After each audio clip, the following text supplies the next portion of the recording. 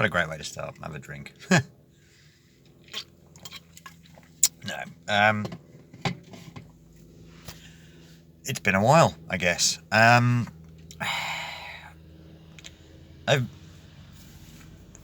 bloody hair. Never goes where I want it to. I've been pondering my identity, shall we say. And it's an interesting thing to think about, to be fair. I mean, it's in my bio and stuff like that. It's on all my social media that I am transgender and gender fluid. And that seems to be a bit of a misnomer because the whole concept of a gender fluid identity, it does fall under the transgender umbrella, if you will. But I also regard myself as just transgender.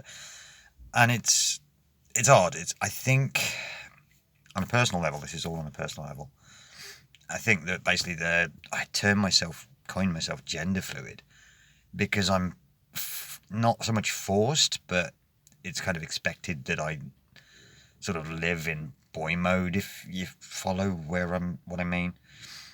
And I do like feminine stuff. I like nails and haircut and odds and sods and bits and pieces like that. I am more butch, if you will, in my appearance and my presentation and stuff than like high femme. I don't think I'll ever be high femme. And I think it's more that I'm forced to live in this flip-flop role, home life and work life and social life and presentation and stuff. And that's where I'm kind of stuck in the whole gender fluid identity, whereas I'd rather have one or the other become the dominant trait. And to be fair, I would rather be more feminine leaning. So that's where I get the idea of being transgender from. I'm not explaining this very well at all. I think the basic premise is that I identify as gender fluid, but I'd rather the feminine side of me become the dominant one, hence transgender. If that makes any sense at all. Which it probably doesn't. This is me we're talking about. Which brings me around to my name choice. And I've still not yet legally changed my name. So I still go by my old name, my dead name. And it got me thinking about my name choice. And Holly is a great name. It really is. It doesn't feel like the name that I need to have. Yeah. And I've been working through, looking at lists of children's name choices when the year I was born and stuff like that. And, Holly's quite high up there, but I need to figure out what I want my name to be. Is the be all end all before I legally change it. That's why one of the reasons I haven't legally changed it yet is because Holly's a good name. It's a good, solid name, but I don't think it's the name I want. And I'm struggling to find a good alternative that works. You go on like the various transgender and gender fluid Reddits and stuff like that. There's always just, what name suits me? And I always just want to put Dave, because that's comedy. It's not right, but it's comedy. But my old name doesn't work for me anymore because it's a very masculine name. And my current name choice feels like it doesn't work for me. It feels like I need to be known by something else. The problem is I've been Holly for like 4 or 5 years now, and at work that's all they know me as. So changing my name again, it feels like I'm erring on the side of caution, if you will. But yeah, I've got a lot of thinking to do, and I just genuinely cannot think of a name that would work for me. Holly, like I say, Holly is a good, solid, honest name, but deep inside it doesn't feel like it works. Yeah, I like the name Abigail, which is why I've sort of used that as my current middle name, but I don't want that as my first name. If you can, again, I haven't done one of these in a while, I'm out of practice, but yeah, so The long and the short is I identify as gender fluid, but it's basically because I think I'm forced into that role, whereas I'd like to just be trans. And I'm not sure if my name suits me. Yeah. It's weird how these things work. I've been a little bit